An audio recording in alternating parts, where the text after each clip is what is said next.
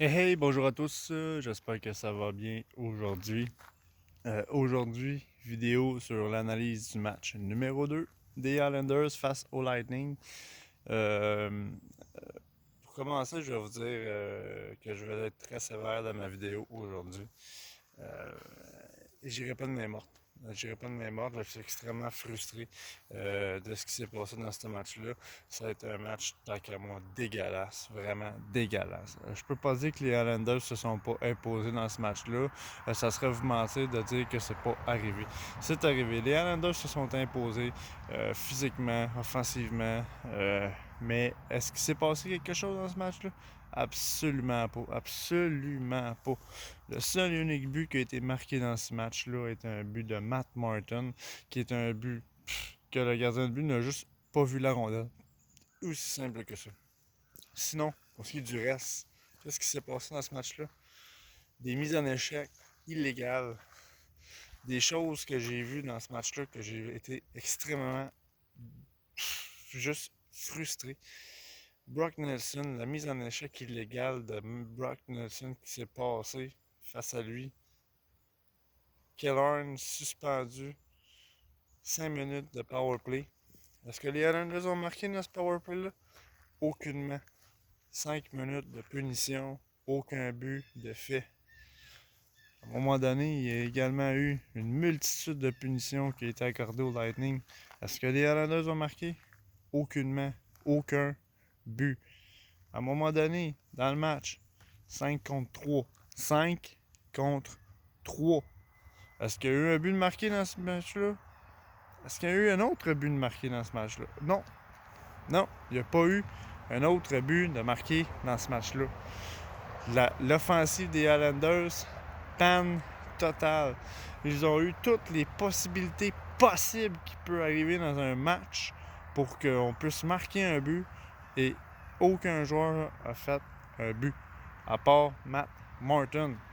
On s'entend-tu pour dire que Matt Martin, c'est pas un marqueur, c'est pas son travail de faire des buts, puis c'est le seul qui en a fait un. Je pense qu'il y a des petites questions à se poser, là. Il y a quelque chose qui marche pas, là. On a eu la chance de marquer à 1 minute 24 dans ce match-là. Matt Martin, très beau but. J'ai rien à dire. Très beau but. Après ça, panne générale. Panne générale. Ensuite de ça, but de Victor Hedman. Pourquoi? Le but a été extrêmement facile à arrêter. Facile. Un but tiré de la ligne bleue de la part de Victor Hedman. La rondelle n'a même pas quitté la surface de la patinoire, ça a resté lisse sur la patinoire. Varlamov avait juste à étirer la jambière pour faire l'arrêt. Ça n'a jamais été fait. Très frustrant. Très, très, très, très frustrant. Ça a été un match serré tout le long. Tout le long. Comment ça a terminé? Ça a terminé à 7,8 secondes de la fin avec un but de Kucherov, alors que Varlamov, encore une fois, avait juste à lever l'épaule pour bloquer la rondelle. Est-ce que ça a été fait? Ça n'a pas été fait. Il y a quelque chose qui marche pas, là. Les Islanders, en ce moment, c'est une panne offensive générale. Ils ont eu toutes les possibilités qui existent dans un match de la Ligue nationale pour marquer. 5 minutes de punition, 5 contre 3, multitude de powerplay ratés, à rien de rien. Pourtant, on a des Josh Bailey, des Matt Barzal, on a des gars comme justement Eberle qui, on dirait qu'il sait même pas c'est quoi un bâton de hockey, il frappe dans le vide. C'est ridicule. Puis les Islanders font trop de cafouillage dans la zone adverse. T'sais. Oui, je comprends les jeux de passe, bien d'accord. Mais si tu tires pas au filet, tu n'auras pas de chance de marquer. C'est plate, mais c'est comme ça. Si tu veux faire des buts, faut que tu tires au but. Faut que tu tires au but. Faut pas que tu passes ton temps à faire 56 000 passes dans la zone adverse. Ça va créer des revirements tout le temps, tout le temps et tout le temps. Qu'est-ce qui est arrivé dans ce match-là? Des hosties de revirements. Vraiment extrêmement frustré. Je m'excuse de vous parler comme ça aujourd'hui, mais quand je regarde mon équipe jouer, je me dis, Colin, il y a de quoi qui marche pas, là. OK? Tu sais, pour que Matt Martin drop ses gants 2 fois dans le match, c'est le seul et unique joueur que je considère qui a fait quelque chose qui a de l'allure dans cette petite game-là. Matt Martin a droppé 2 fois les gants, en plus d'avoir marqué son but. Ça vous donne une petite idée, là, OK? Une autre question que j'ai à vous poser. Pour les fans aujourd'hui, une autre question que j'ai à vous poser. Ceux qui me suivent, ceux qui suivent l'équipe. Est-ce que quelqu'un peut m'expliquer, s'il vous plaît, en français, bien évidemment, qu'est-ce que Andrew Ladd fait dans la formation dans un match aussi important que celui-là? Qu'est-ce qui s'est passé dans la tête de Barry Trotz pour décider d'enlever Derek Brassard et de mettre à la place Andrew Ladd? Désolé, j'ai pas de réponse. J'ai pas de réponse, il n'y a pas personne qui va me répondre là-dessus non plus. Je pense que c'est la question que j'ai qui est aussi nébuleuse que ça. Derek Brassard, joueur d'expérience, joueur qui est encore tout là. Qu'est-ce qui se passe entre Barry Trotz et Derek Brassard pour que Barry Trotz décide aussi souvent de l'enlever de l'alignement puis de mettre soit Rose Johnson ou, à notre surprise, Andrew Ladd. Qu'est-ce que Andrew Ladd vient faire dans un match de séries éliminatoires dans l'équipe des Islanders alors qu'il n'a pas joué de match depuis 2016, qui est rendu lent, qui est pas capable de jouer, là. Je dis pas que c'est un mauvais joueur, mais c'est terminé pour lui, là.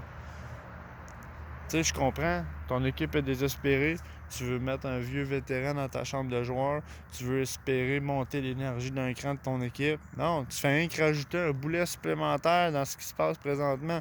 En ce moment, les Islanders ont une panne générale offensive, puis au lieu de mettre un Derek Brassard qui est capable de marquer des buts, qui est capable de faire des passes, on met un Andrew Ladd.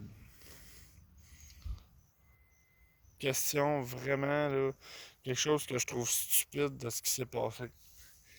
Et encore une fois, le Lightning, là, ils nous ont démontré que on n'a pas d'affaire là. C'est plate à dire, mais on n'a pas d'affaire là. Puis, qu'est-ce que je peux dire de Vasilevski, l'autre côté du Lightning? Le gardien de but du Lightning. Un mur. Tout simplement. Un mur. Il n'y a eu aucune, à part le but de Matt Martin, il n'y a eu aucune fucking rondelle qui a passé dans son but. Aucune. Encore une fois, je vais répéter 3 fois. La troisième fois dans cette vidéo-là. On a eu 5 minutes de powerplay. Plus une multitude de powerplay ratés. Plus un 5 contre 3. Un 5 contre 3. Comment c'est possible en séries éliminatoires qu'en ayant eu un 5 contre 3, les Islanders n'avaient pas marqué? Ben, vous avez eu la preuve dans ce match-là. Vous avez eu la preuve dans ce match-là. Je pense que les Islanders, oui, se sont rendus en finale de conférence. Il faut être très fier de ça. Il faut être très fier de ça. C'est mon équipe, je suis content. Ils ont dépassé ce plateau-là. C'était pas arrivé depuis 27 ans. Très content de ça. Mais on le voit clairement maintenant que on n'ira pas plus loin. Les séries éliminatoires pour les Islanders, à mon opinion personnelle, c'est terminé. C'est terminé parce qu'ils ont une panne générale en offensive. On n'est pas capable de marquer des buts contre cette équipe-là. Et le pire dans l'histoire aussi, c'est que dans ce match-là, les Islanders se sont retrouvés à une équipe qui leur restait seulement 9 attaquants. Brandon Point a été blessé, Alex Killorn qui a été suspendu, plus un autre joueur, je pense, qui a été blessé. Man, comment ça se fait que les Islanders sont fait avoir aussi facilement que ça par des défenseurs? Je dis pas que ça a été une dégelée encore, ça a fini 2-1. Mais la tournure du match, je l'ai pas compris. Andrew Ladd, je l'ai pas compris. Les powerplays, je les ai pas compris. Je suis désolé d'être aussi négatif pour les fans, mais quand je regarde ça, aller, tu sais, si je fais les comparatifs de ce qui se passe en ce moment dans l'Ouest avec les Stars contre les Golden Knights, c'est du hockey. Nous, on fait quoi? J'ai l'impression qu'on est une garderie puis qu'on affronte une équipe de hockey, là. OK, David contre Goliath, là, c'est ça qui se passe présentement, là. Il va falloir que les Islanders se réveillent. Et là, je vous le dis, la dernière chance qu'il nous reste, c'est le prochain match. Parce que si on perd 3-0 dans cette série-là, c'est terminé. terminé. Puis j'espère que Murray Truss ne remettra pas Andrew Ladd dans l'alignement. Parce que s'il fait ça, il vient de clouer le cercueil de l'équipe. Puis il va vraiment falloir travailler sur nos goalers l'année prochaine.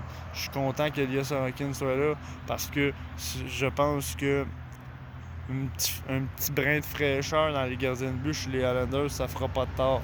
Parce qu'en ce moment, on le voit bien, là, on a une vraie passoire là, dans les filets. Là. Vraiment. Là. Des arrêts là, que, tu sais, je peux pas dire qu'il a pas fait des belles arrêts vers la mauve. OK? Mais les buts qui ont été marqués contre lui, là, c'est des buts que n'importe quel autre gardien, comme Vasilevski, justement, là, aurait réussi à arrêter, puis on en a eu la preuve. Bon. Désolé d'être négatif, mais j'aime pas ce que je vois présentement de mon équipe. J'en parle parce que je trouve ça frustrant. Encore, puis pour ma part, je trouve que c'est encore plus humiliant de perdre un match à 7,8 secondes de la fin que de se faire clencher 8-2. Bref, c'était mon analyse sur le match numéro 2. J'espère que mon analyse du match numéro 3 va être beaucoup plus positive. J'espère que je vais avoir beaucoup plus de choses positives à dire face à mon équipe pour le prochain match. Pour l'instant, je suis très amer. J'en suis désolé. Mais qu'est-ce que je vois en ce moment? C'est du ridicule. Alors, c'est pour ça que ma vidéo est négative. Mais c'est pas grave. J'espère que ça va être mieux pour le match numéro 3. Je vous dis merci de m'avoir suivi aujourd'hui. Je vous souhaite bonne fin de journée. On se revoit pour l'analyse du match numéro 3.